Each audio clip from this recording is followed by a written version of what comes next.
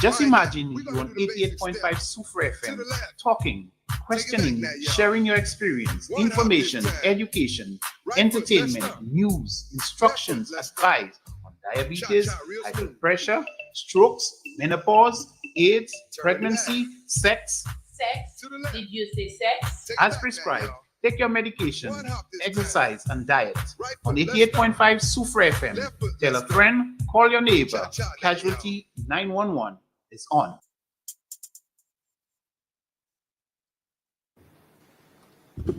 Good morning, everybody, and welcome to another edition of Casualty 911 on 88.5 Soufriere FM. I am your host, Fawn Minviel. It is always a pleasure to be here on a Monday morning. I would like to say a special welcome to our regular listeners who make the time to tune in every Monday morning between 10 and 11 a.m. For those of you joining us for the first time this morning, a warm welcome to you.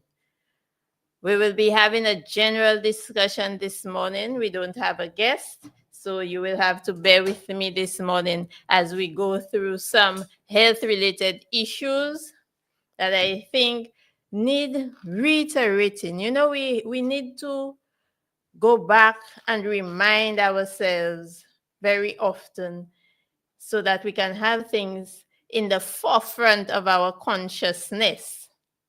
Dele nou ka oubliye.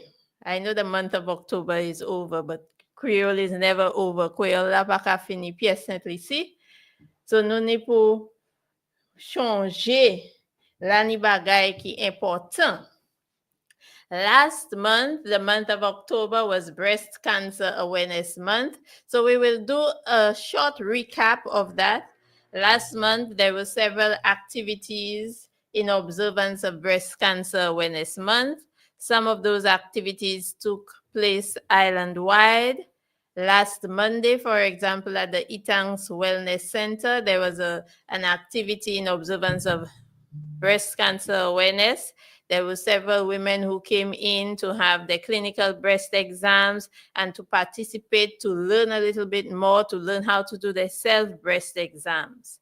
There have been health fairs at various workplaces and various communities where you learn.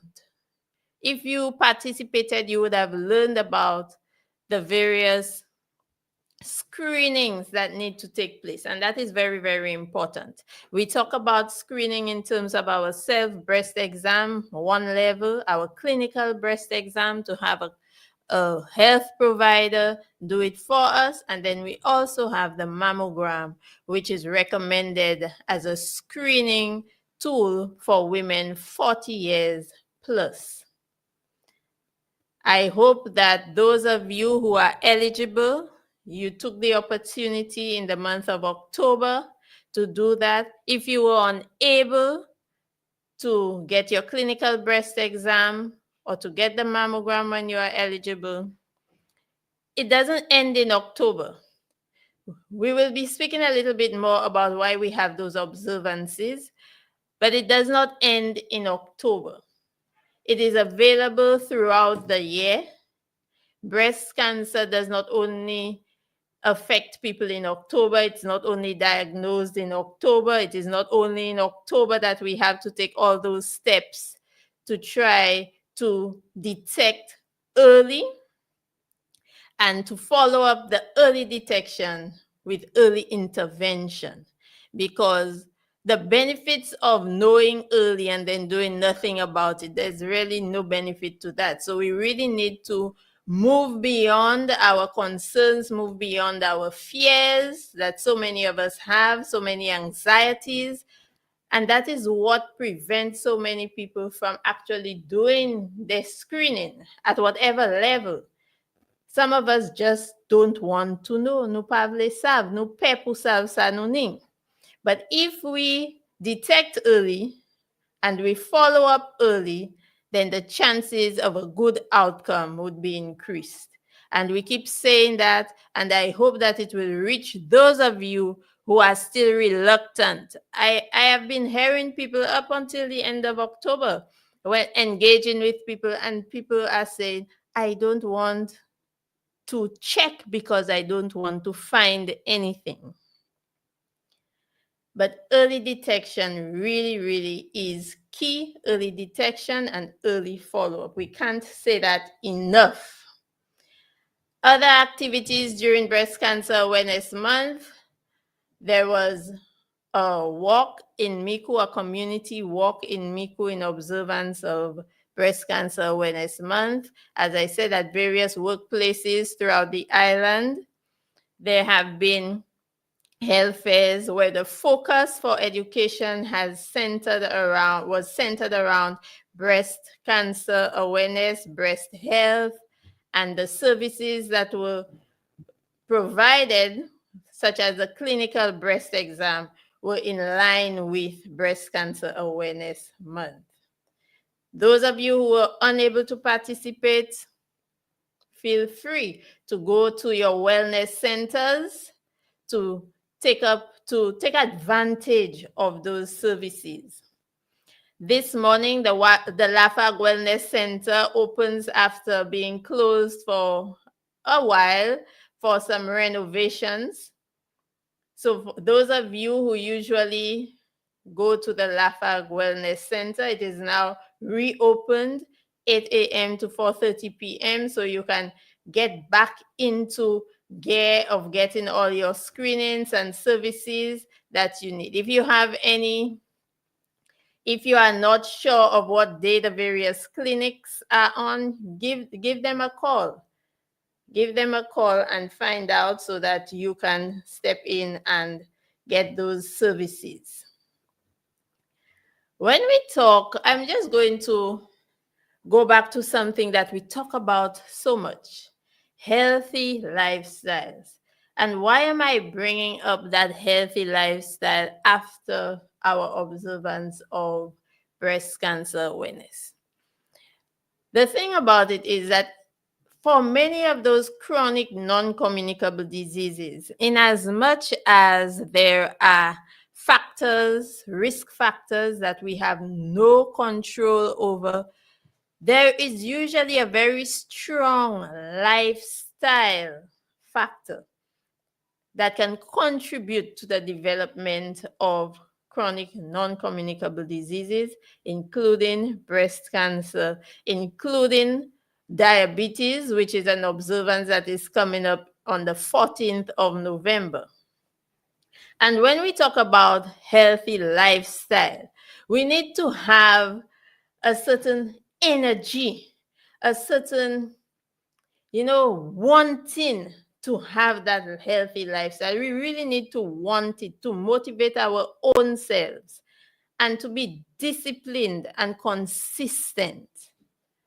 There are very few people out there, I would say, who have everything, who do everything perfectly. But the important thing is for us to try to reflect, number one, to reflect on our lifestyles, to be aware of what is necessary for us to have a healthy lifestyle, and then to make a decision that we are going to try to live a healthier lifestyle. So that would include making certain choices, making some healthy choices. And I think we hear it so often that sometimes, we just take it for granted. But I look at, it's election season. Yes, I'm bringing it up. It's election season. And people have so much enthusiasm to follow their political parties, to follow their candidates for the various districts. You make the time, you make the preparations, you're out there, you have the vibe, you have the energy. And I would like to see that same vibe and that same energy being channeled towards our own health, because healthy individuals make up healthy communities, and healthy communities, we will have a healthy nation. And that is really what we want. The cost of treatment and taking care of people when they have fallen victim, to use that phrase, you fallen victim to chronic non-communicable diseases.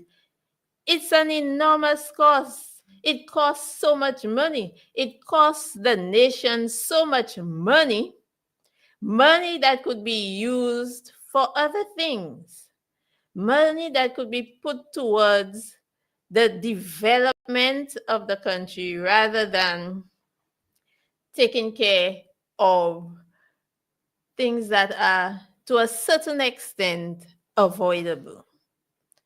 So let us try to make that choice, to make those healthy choices, to make that decision that we're going to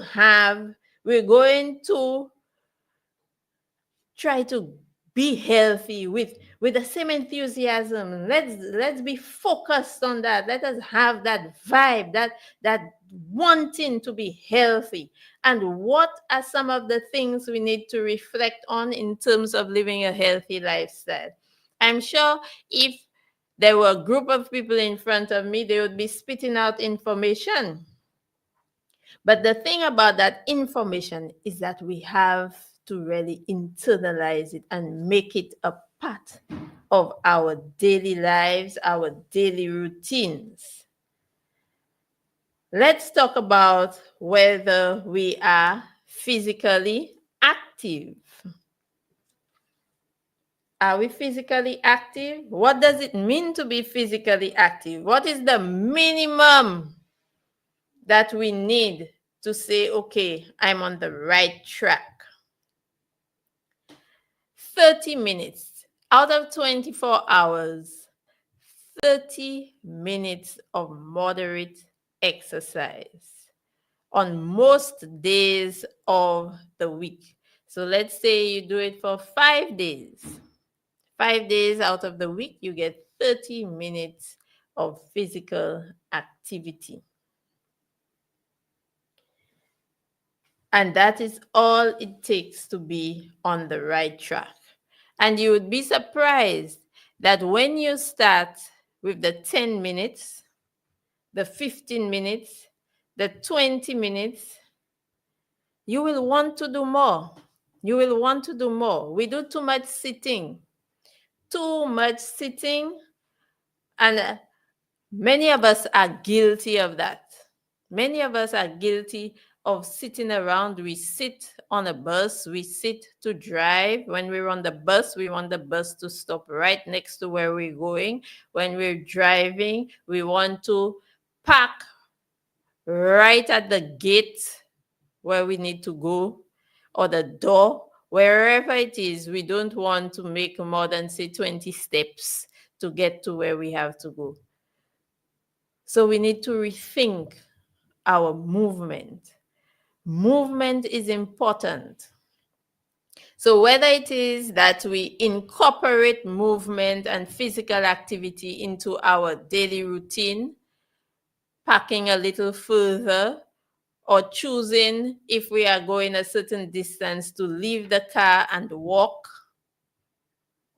whether it is to use the steps, especially when we have the escalators and the elevators at our disposal, whether it is that we choose to use the steps instead, whether it is that we decide to make 5 trips to the line when we're hanging the clothes instead of 1, back and forth, back and forth. So there are many different things that we can do to incorporate physical activity into our daily lives. Some people have bicycles that are covered in dust that they have not used in a long time.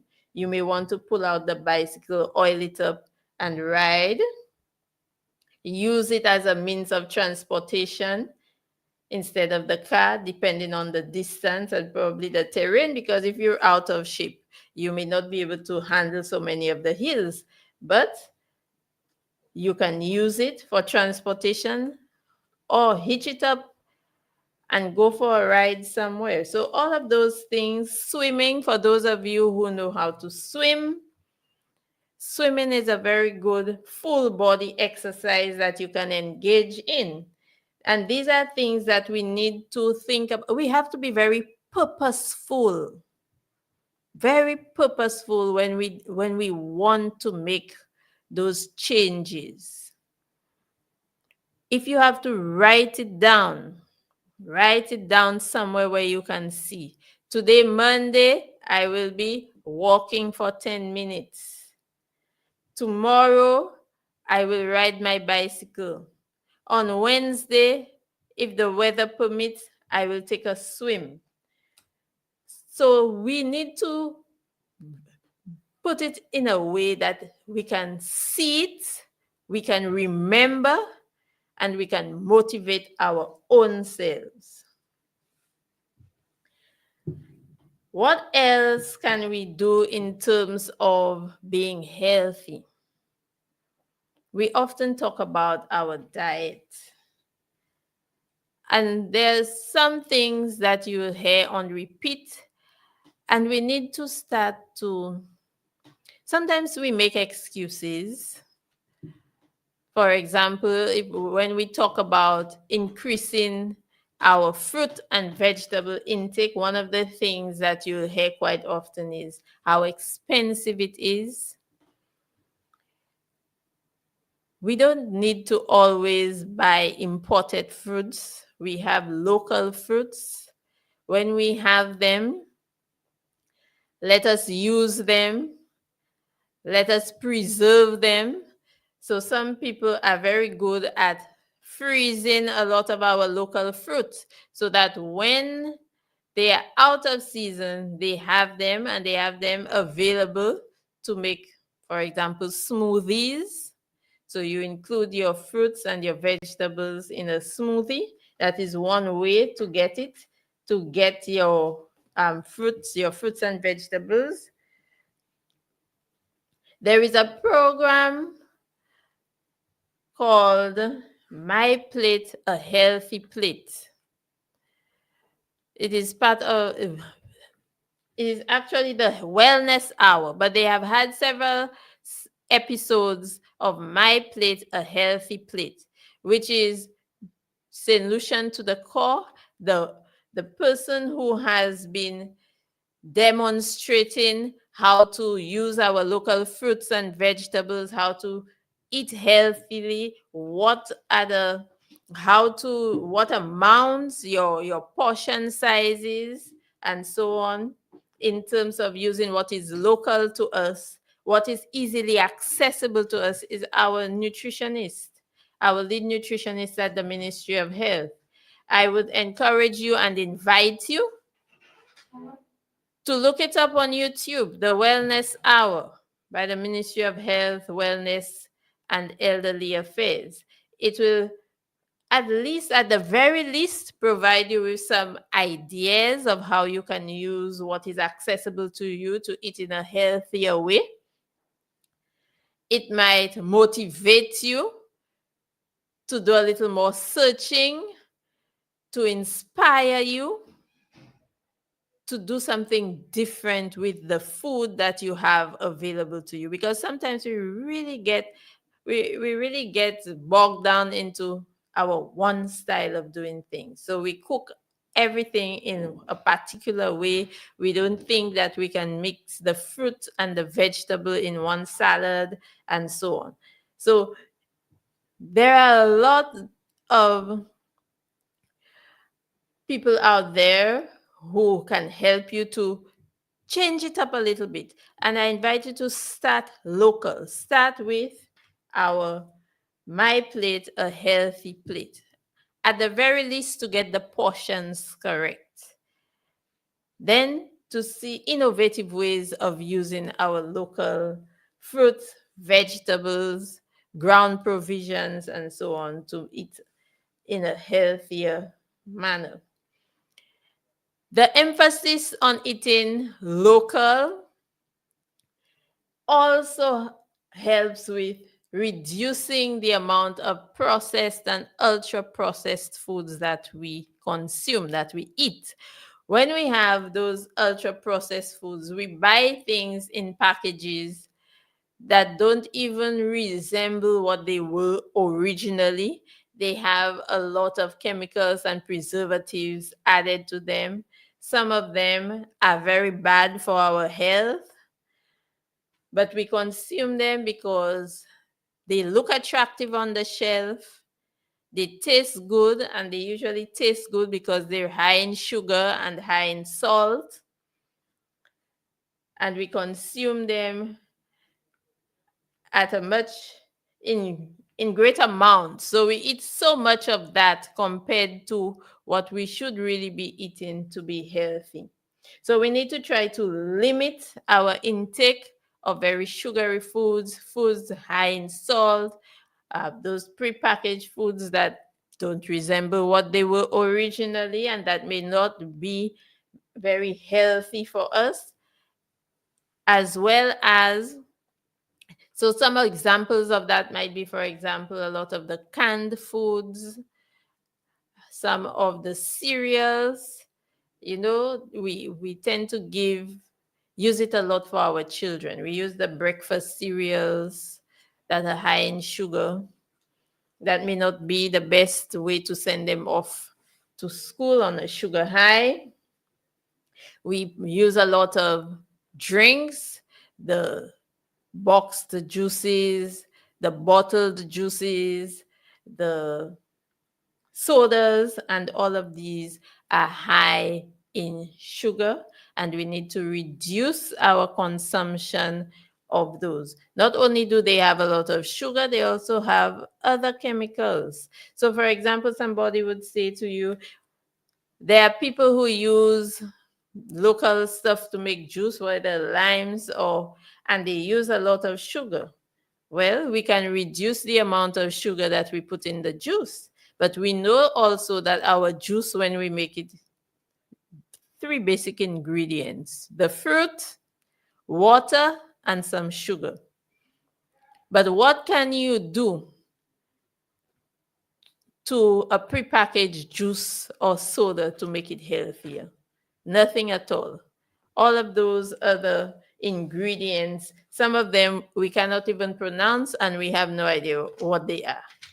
We are all guilty, and we all need to make an effort to change that. There are other healthy habits that we need to incorporate into our lives, into our daily routines. And a very basic one is on the topic of juice and soda and so on, is drinking water. There are some of us who don't drink enough water.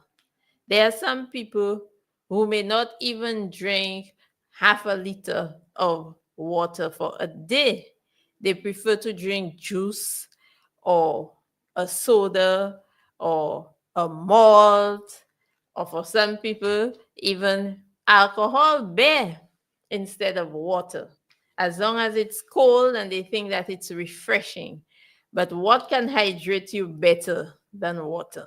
Water is what is best for hydration. So drink it. Make sure that you remind yourself throughout the day, I need to drink some water. It's so very helpful when you have one of those big water bottles. For example, if you're at work, you take your big water bottle with you, so you can monitor how much water you're drinking. It's very different from getting up every so often to go and drink a glass of water. You may never get up to go and drink the glass of water, but if you have the bottle right there, staring at you, reminding you that you need to drink a certain amount for the day, surely you will drink some water throughout the day. We also need to limit our intake of alcohol. We have had guests on the program. Mr. Caleb Paul has been here. He has spoken about alcohol consumption, the misuse of alcohol. The World Health Organization, we will repeat, the World Health Organization says there's no safe amount of alcohol to consume. It's part of our culture. Traditionally, we use it at our social gatherings. We use it when we're liming with our friends, where there's a special event, special occasion. Alcohol is always present. But we need to reduce, we need to limit our alcohol consumption. Alcohol has alcohol plays a very important role in the illness of a lot of people. Some people are dependent on alcohol, and also the overconsumption of alcohol has led to other complications for their health. And these things have ripple effects. They affect families. They affect communities. And too many of our people are consuming large quantities of alcohol. Sometimes you would think that it is mainly men consuming alcohol, men of a certain age. But really and truly, some of them have started really young. Some people start really young to consume alcohol. Both male and female, boys and girls, teenagers, people in their 20s, 30s, 40s, and it goes all the way up through our lifespan. And we need to take steps to reduce our intake of alcohol. The consumption of alcohol, drinking alcohol is a risk factor for several of those non-communicable diseases that affect us in St. Lucia. So we need to pay attention, reflect on our own consumption, because many people don't think that they drink, as they would say, too much alcohol, because you go out, you drink socially, you drink probably 4 drinks, 5 drinks, 6 in a 2-hour period, 3-hour period when you're out. You go out 2-3 times for the week, some people every weekend, and that is problematic. That is problematic, and we need to work on that. The season is coming up, and I know some people, the Christmas season is coming up, and I know some people are already stocking up, buying their drinks so that they can share with friends and family. So we can have, some time ago, there was a campaign, Substance Abuse Advisory Council Secretariat, where they really put out that message that, you can have fun. You can have fun without alcohol. You can create memories with friends and family without alcohol, or limiting the amount of alcohol that you consume. You don't have to be drunk for you to have fun. You don't need to be drunk for the party to be nice. It's all about connection. So you can get that connection with your friends and your family without consuming so much alcohol. Another thing that affects us and we need to pay attention to is the amount of sleep that we get. At least 7 to 9 hours for adults. That's not children, adults. 7 to 9 hours of sleep. Or to wake up feeling rested, feeling refreshed after having slept for the night. Children, and I said not children because children, depending on their age, need many more hours of sleep than 7 to 9. So maybe 12 to 12 hours of sleep to get good enough rest. Sleep is very important for our ability to recall, to remember, to process things. So for our cognitive health, sleep is very important. So you can imagine for children who are at school having to take in so much new information on a regular basis and having to be able to store that information, process that information, it is important that they are well nourished and get enough sleep. Another thing we need to pay attention to is our mental health. We need to know how to manage our stress.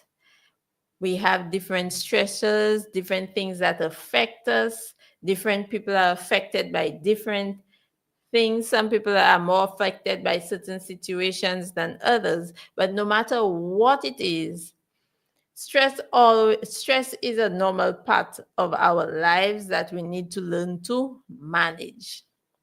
And when I say manage, it is to manage in a positive way. So we don't go looking for alcohol or overeating or using other substances to deal with our stress. That is not helpful. That is just going to create a dependence, and that is really being on what we call a slippery slope. It will be difficult to climb back out. You will always look to those other things to try to get out of stress. What are some of the positive ways that you can deal with stress? You need to have at least a couple of things that you know are helpful during times of stress. Some people like to be physically active during that time. That can be helpful. Some people like listening to music. Some people like going out with friends, just connecting with friends, talking to a friend. Some people lose themselves in a good book to read. Some people like watching movies. So there are a lot of different positive things that we can do to try to deal with our stress when it occurs. When it comes up, when we're dealing with certain situations, we need to know what can help. We need to have at least a couple of things. So if one is not possible, then certainly we can find another way to deal with it positively. And that is, all of these things are related to chronic non-communicable diseases. They are risk factors that we need to try to take control of, to manage more effectively. Just trying to be healthy. We're not just trying to avoid disease. When we do all of these things and we feel healthy, we are more vibrant. We have more to offer. And it will help in reducing the burden of chronic non-communicable diseases.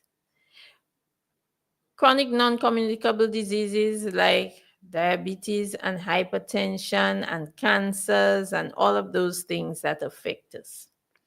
I would also like to mention something that does not really fall into that category, but in terms of living a healthy lifestyle, I think it is absolutely necessary that we include it, we think about it, and we try to make good choices as it relates to that. And that is avoiding injury. Avoiding injury. Because an injury can really have a dramatic effect on our lives.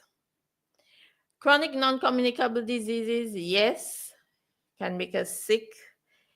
As we say in our local way of talking, it can put us down, and so can an injury. And an injury can happen so quickly. The chronic non-communicable disease, it happens over a period of time. So we can make certain decisions and choices to reduce it as we go along. But injuries, we need to take certain precautions. And one of them is when it comes to vehicles. to use our seat belts, to reduce our speed, to follow the traffic laws. There's a lot of madness on the roads, a lot of madness happening on the roads. People overtaking in corners,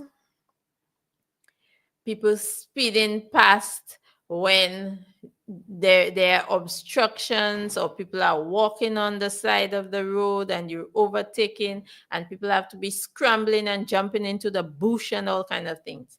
So we really need to pay attention to that. That is one of them.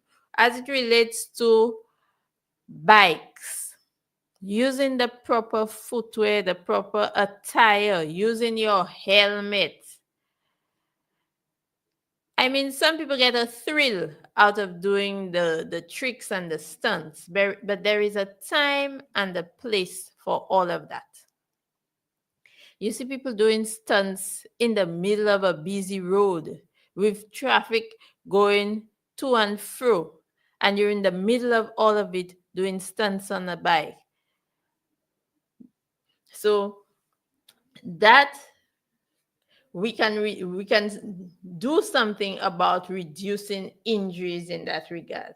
There are other things. When we're doing work around our house, to be aware of our surroundings, to take the necessary precautions. So for example, if you're doing something where your eyes could be hit by flying debris, wear the glasses. Some people just they don't like to wear protective gear, but wear the glasses to protect your eyes.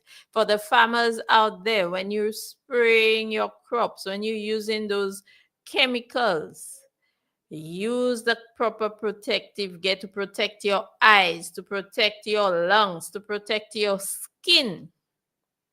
Avoid injury by taking the necessary steps to use the correct protective gear.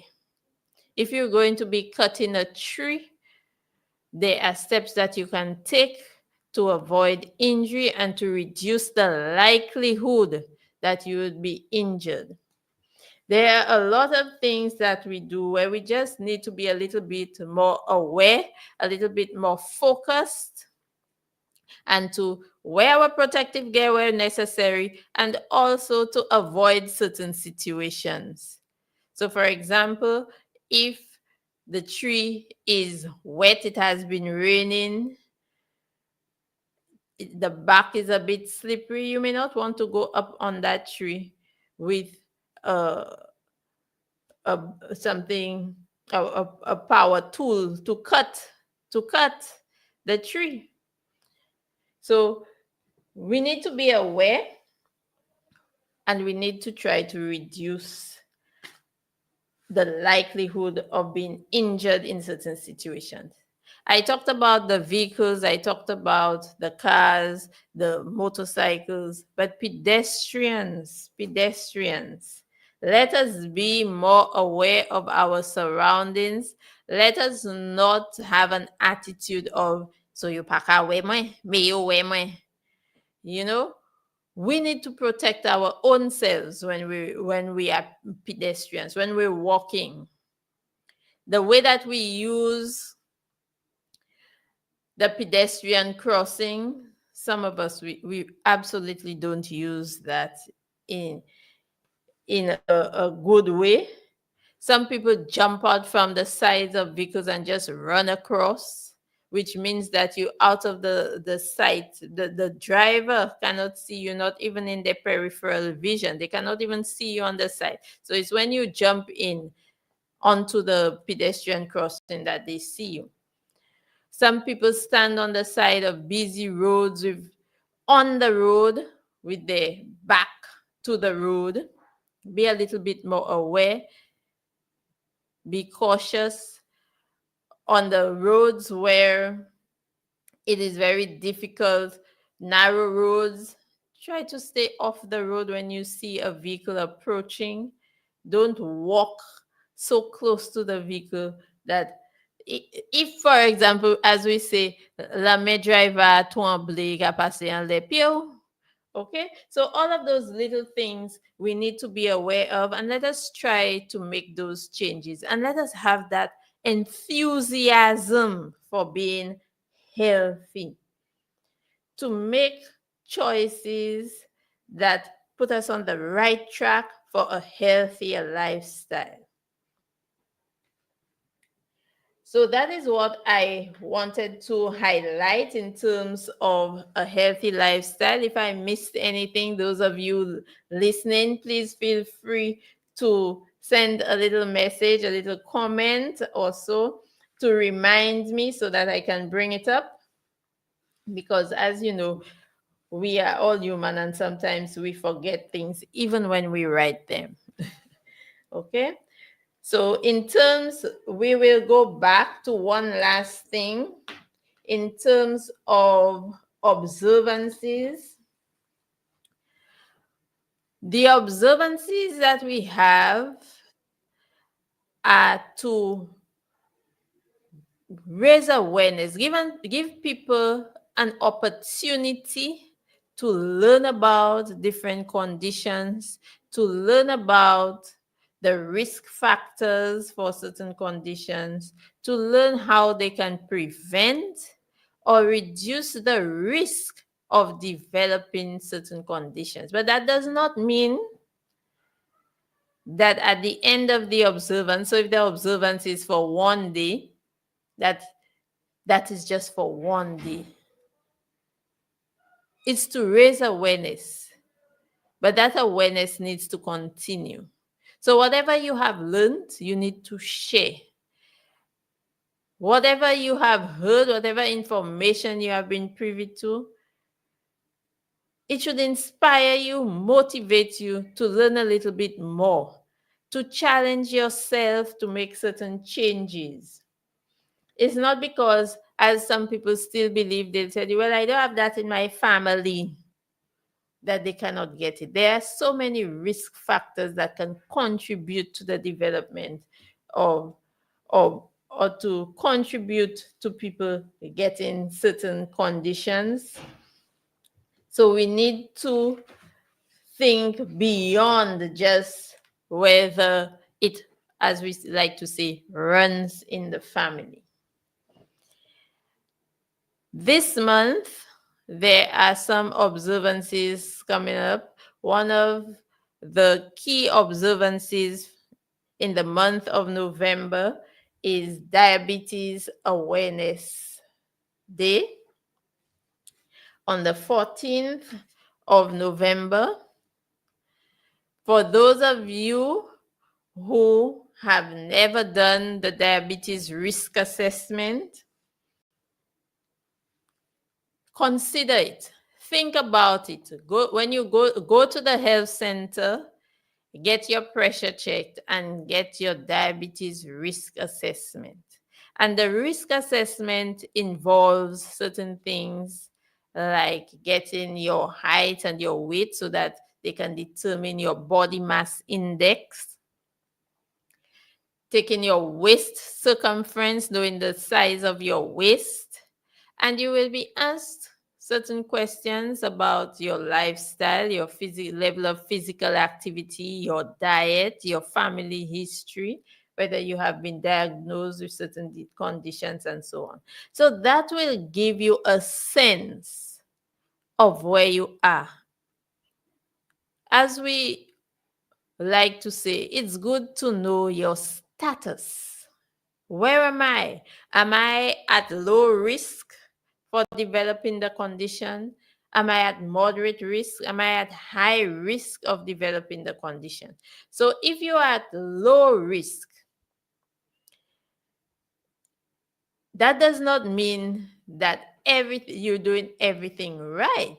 You may get some insights based on your interaction with the health provider. You may get some insight into certain things about your lifestyle that could be changed. If you are at high or moderate risk, you know that you need to start to make some changes. Now, having had that engagement, having spoken to the health provider, seeing it in front of you, you know exactly what is contributing towards you having that moderate risk or that high risk. So when you have that information available to you, it is easy. It should make it easier for you to make certain changes in your lifestyle. So whether it is your diet, you may not be eating enough vegetables, or whether it is that you're not getting enough physical activity, it's really an opportunity for you to get a sense of where you are at.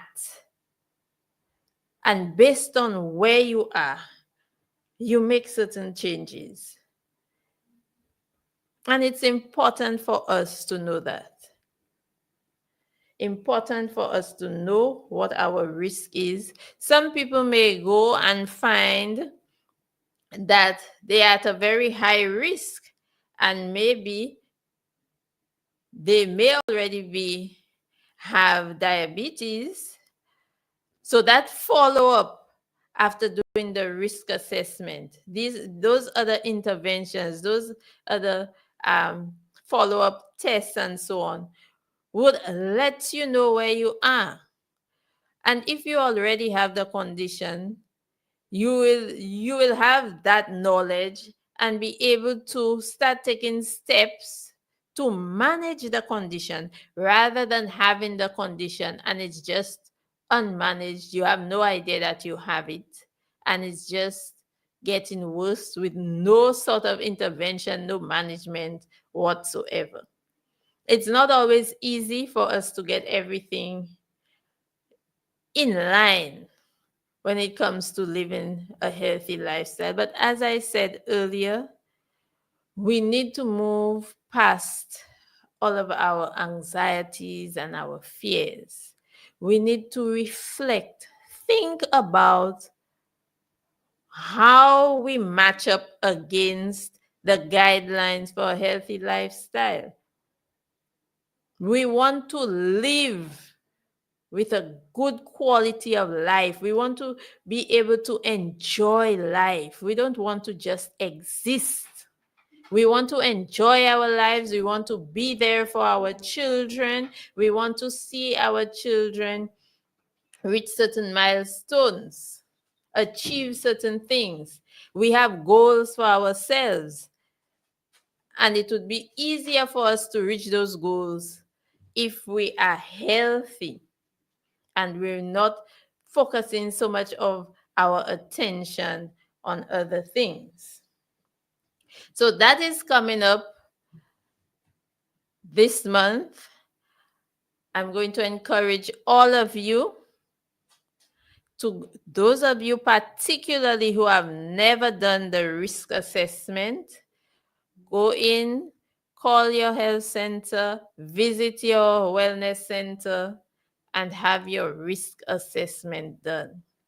For those of you who have the condition and you think you're managing, but you may not be managing it well enough, don't be afraid to ask for help.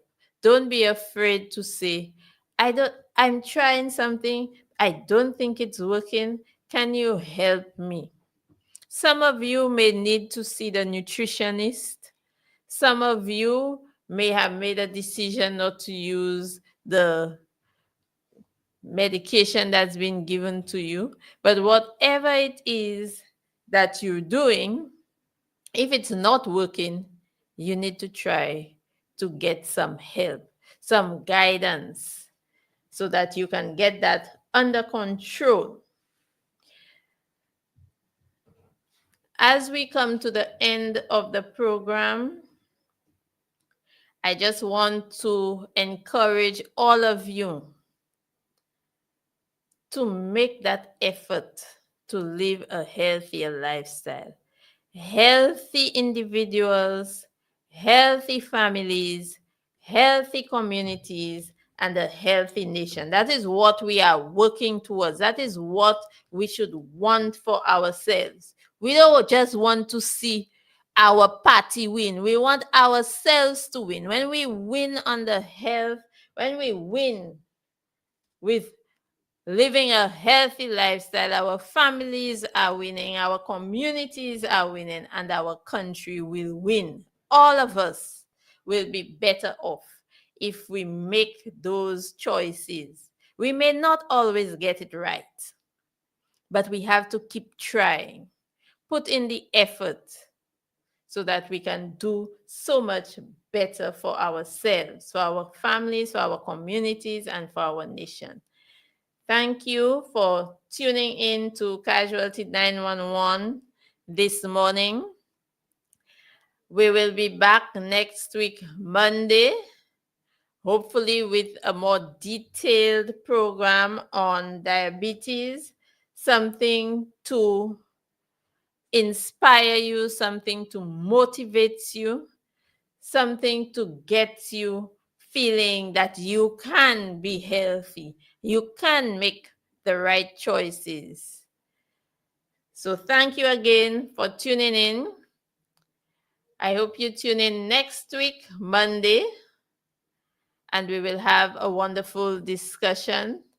Thank you for your listening ear, and I hope that you will try to reflect and try to make those changes. Tune in next week, Monday, at the same time for another edition of Casualty 911.